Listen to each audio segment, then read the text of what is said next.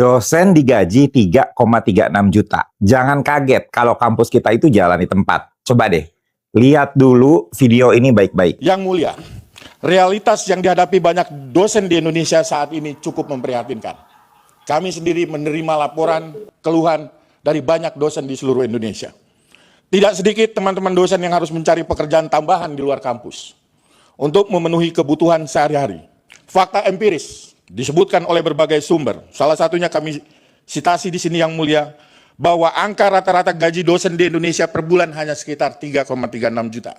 Dan ini di bawah angka gaji dari teman-teman dosen di negara-negara lain, jangankan jauh, di negara-negara ASEAN. Dalam konteks ini, kesejahteraan dosen bukanlah bentuk kemewahan, yang mulia, melainkan prasyarat minimum agar dosen dapat menjalankan tanggung jawab akademiknya secara optimal. Kalau benar, rata-rata gaji dosen di Indonesia itu hanya sekitar 3,63 juta rupiah per bulan, maka ini bukan sekedar masalah slip gaji. Ini masalah masa depan bangsa.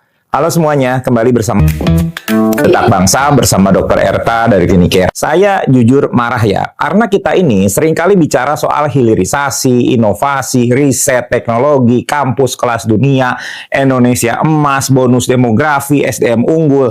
Tapi orang yang diminta mencetak sumber daya manusia yang unggul justru hidupnya sendiri seringkali tidak unggul secara ekonomi.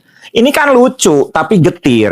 Dosen itu diminta mengajar, diminta meneliti, diminta menulis jurnal, diminta membimbing mahasiswa, diminta ikut akreditasi, diminta mengabdi ke masyarakat, diminta membuat inovasi, diminta membawa nama kampus.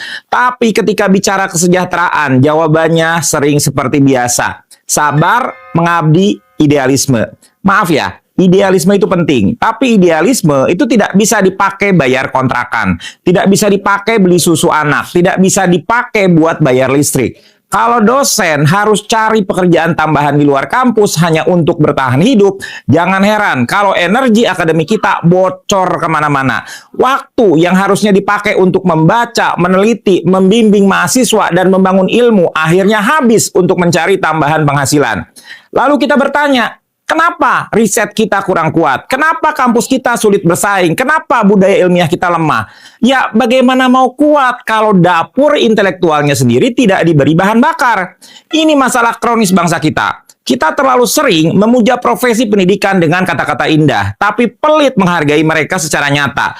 Guru disebut pahlawan tanpa tanda jasa, dosen disebut kaum intelektual, tapi penghargaan jangan berhenti di gelar, plakat, dan pidato rektor saat wisuda.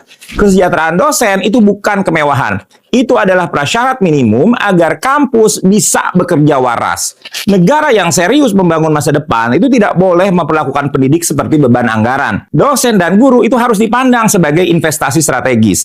Karena dari mereka lah, dokter, insinyur, guru, hakim, peneliti, pengusaha, dan pemimpin bangsa itu lahir. Saran saya itu sederhana, buka data kesejahteraan dosen secara jujur, perbaiki standar penghasilan minimum, kurangi beban administratif yang tidak perlu, dan pastikan karir akademik itu tidak hanya menuntut prestasi, tapi juga memberikan hidup yang layak. Karena kalau dosen dipaksa bertahan dengan gaji yang tidak manusiawi, yang rugi itu bukan hanya dosennya, yang rugi adalah mahasiswa, yang rugi adalah kampus, yang rugi adalah bangsa ini sendiri. Share video ini kalau Anda setuju. Tidak mungkin membangun Indonesia cerdas dengan cara membuat para pendidiknya itu lelah, cemas, dan tidak dihargai.